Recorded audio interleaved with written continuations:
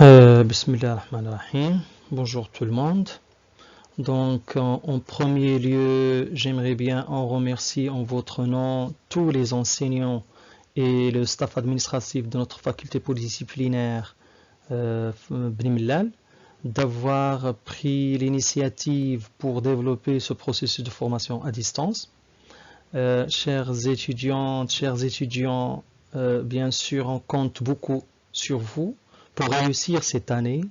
Certes, il y aura des problèmes, tout ce qui est connexion, manque de couverture de réseau, etc. Mais si on fait tous un effort, on va y arriver. Et on doit y arriver. Au niveau de cette séquence, intitulée la production à long terme, selon la variabilité des deux facteurs, à savoir le travail et le capital. L'intérêt normalement de chaque producteur se résume à travers deux points essentiels. Il est censé de choisir la bonne combinaison optimale. Ici, cette combinaison optimale de facteurs, bien sûr, de production, à savoir je dirais le capital et le travail, pour produire une quantité donnée au coût, je dirais, le plus bas. C'est très important. La deuxième chose, il est censé de choisir la combinaison optimale de facteurs, toujours capital-travail, pour produire cette fois-ci la plus grande quantité pour un coût donné. Donc là, vous avez deux choses, je dirais, différentes, mais toujours à travers des contraintes. La question qui se pose, c'est comment y faire, c'est-à-dire la manière ou bien la démarche pour y arriver. La première chose, là, on cherche toujours à développer un outil pour représenter, c'est très important, représenter la production dans un contexte de long terme. C'est-à-dire là, on va étudier, je dirais, cette analyse à long terme. Là, on va évoquer par la suite les isocons. La deuxième chose, on doit identifier les propriétés des isocons. C'est très important. La troisième chose, là, on doit comprendre comment un facteur de production substitué à un autre, ou bien peut être substitué à un autre, tout en maintenant constant le niveau de production. C'est ça, si vous voulez, la problématique. C'est-à-dire comment un facteur de production peut être substitué à un autre tout en maintenant constant le même niveau de production. Et enfin, on va chercher à vérifier comment la production évolue quand tous les facteurs de production augmentent dans les mêmes proportions. Donc on va essayer de répondre à ces questions-là via... On reprend. Là, on va commencer d'abord par le premier point, à savoir la production toujours à long terme. Dans ce cas, les facteurs de production sont variables, à savoir le travail et le capital. Ici, on peut dire que les deux facteurs, c'est-à-dire le travail et le capital, à travers une analyse des rendements en fonction de ces deux inputs, je dirais simultanément, toujours à long terme, tous les facteurs, je dirais, sont variables. De ce fait, l'entreprise ou bien la firme est donc libre d'utiliser n'importe quelle combinaison factorielle. On peut en donner un exemple. Par exemple, le chef d'entreprise peut ainsi librement choisir le nombre d'employés qu'il souhaite embaucher et aussi le nombre de machines qu'il veut utiliser. Et de ce fait, la fonction peut s'écrire de la façon suivante. Puisque les deux facteurs de production K et L sont variables, donc Q égale F de KL. ici bien sûr avec les différentes combinaisons de KL. Là, on cherche à maintenir la même production, ou bien le même niveau de production. Ceci signifie que la production peut être réalisée avec différentes combinaisons de K et L.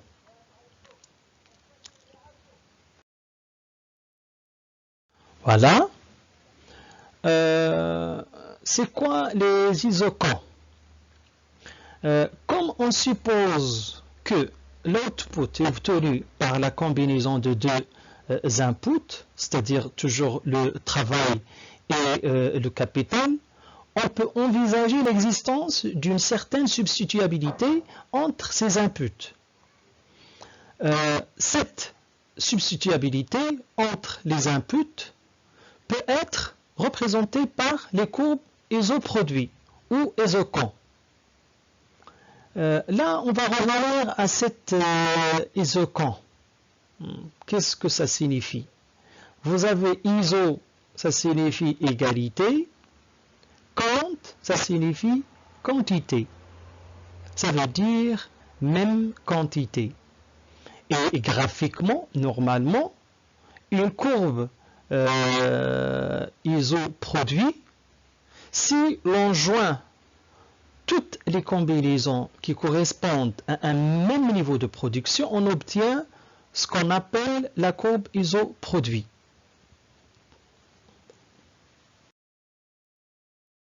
Voilà devant vous la forme des, je dirais, des courbes isoproduits. Là, on appelle isocant ou courbe isoproduit la représentation graphique de l'ensemble des combinaisons efficaces de facteurs de production sur la fonction de production. Bien sûr là, ces combinaisons permettent d'obtenir un niveau donné d'output.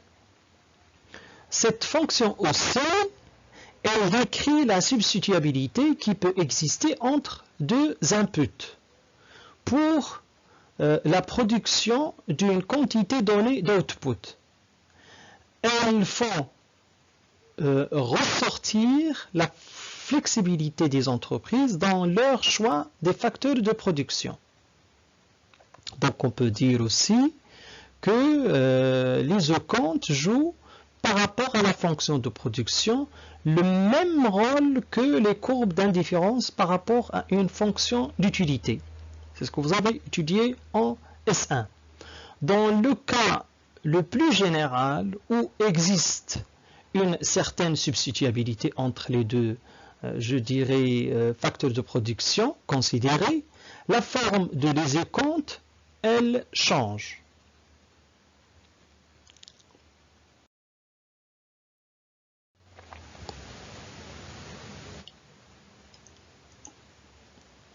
On reprend ici par, bien sûr, je dirais, un exemple.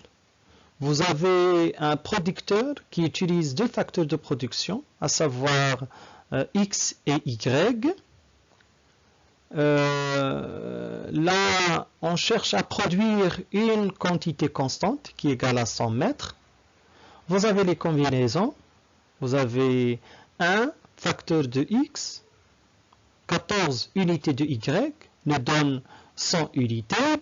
La deuxième combinaison, vous avez 2 unités de X, 10 unités de Y, vous donne 100 unités. Et ainsi de suite. Donc, le long de la courbe, comme vous voyez, là, la quantité est toujours égale à 100.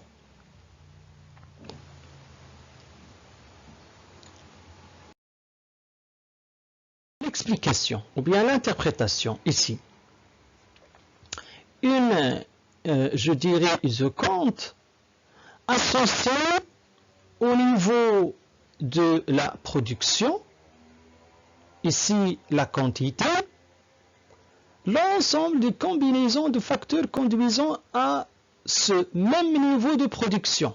Comme vous voyez ici, on a toujours cette quantité de 100 mètres. 1. 2. toujours cet isocompte Q qu'on voit ici correspond à toutes les combinaisons de facteurs permettant de produire 100 mètres. Autre chose, là vous avez les couples de facteurs. Pour le cas ici, vous avez 1 avec, je dirais, 14. Et 2 avec, je dirais, 10, que correspond à B. Et par la suite, vous avez 3 avec 7.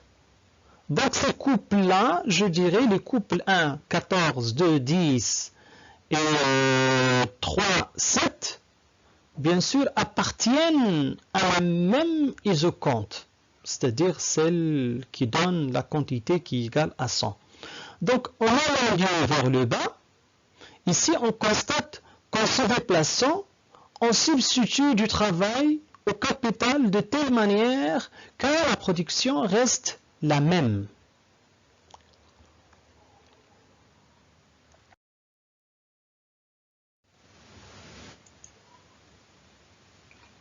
Là, on peut retenir, je dirais, les propriétés des isocomptes qu'on va développer par la suite. La première propriété, c'est que chaque isocompte, c'est très important, ici est associé à un niveau de production donné. 2. C'est ce qu'on va essayer de développer tout de suite. Plus le niveau de production est élevé, plus l'isocompte correspondante est éloignée de l'origine. 3. Les isocomptes sont décroissantes. Ça veut dire quoi? J'explique. Pour que le niveau de production soit constant, quand le capital employé baisse, il faut utiliser plus de main-d'œuvre. Comme ça, on aura des isocomptes qui sont décroissantes. La quatrième propriété, ici, les isocomptes ne se coupent jamais. La cinquième, les isocomptes sont convexes. Ça veut dire quoi? Ça veut dire qu'une isocompte convexe décrit une fonction de production à des facteurs substituables. Là, on va développer la deuxième propriété. Voilà. Donc ici, toujours selon l'exemple qu'on a traité tout à l'heure, la propriété dit que plus le niveau de production est élevé, l'isocompte est éloigné de son origine. Regardez ici. Pour le premier, le point A et le point A1. Normalement, A1 permet de produire plus d'output que A. En raison de quoi? Ceci dit, en raison bien sûr de l'efficacité technique. Ça veut dire quoi? Il est impossible de produire plus d'output avec les mêmes quantités d'input ou autant d'output avec les quantités moindres d'input. 1, 2. Ici, pour le deuxième point à développer, c'est que la production augmente lorsque nous passons de l'isocompte Q à l'isocompte Q1. Regardez ici, en passant de là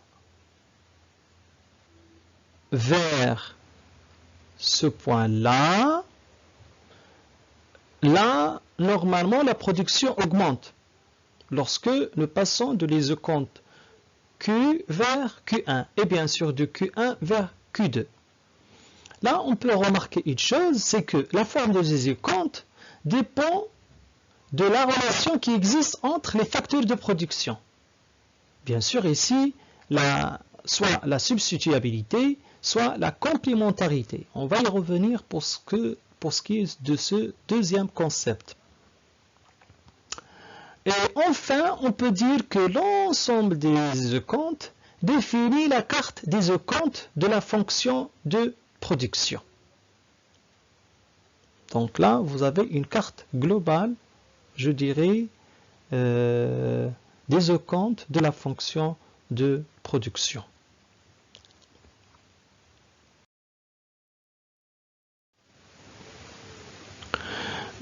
Pour faire le passage normalement de ce point-là au niveau de la substituabilité, c'est-à-dire l'augmentation du capital par rapport je dirais, au travail, on devrait avoir un lien.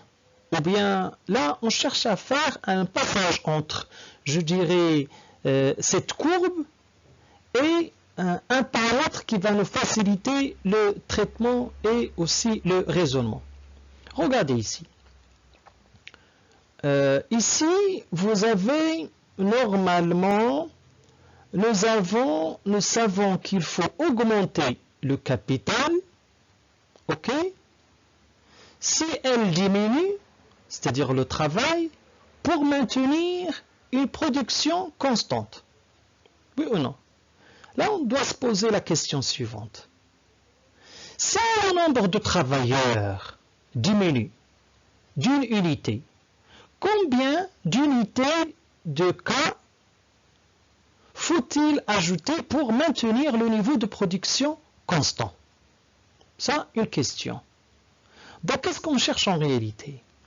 On cherche un taux, un coefficient de combien va augmenter le paramètre x pour que y diminue. Donc, là, on cherche en réalité à quel taux pouvons-nous substituer un facteur de production à un autre. C'est ça.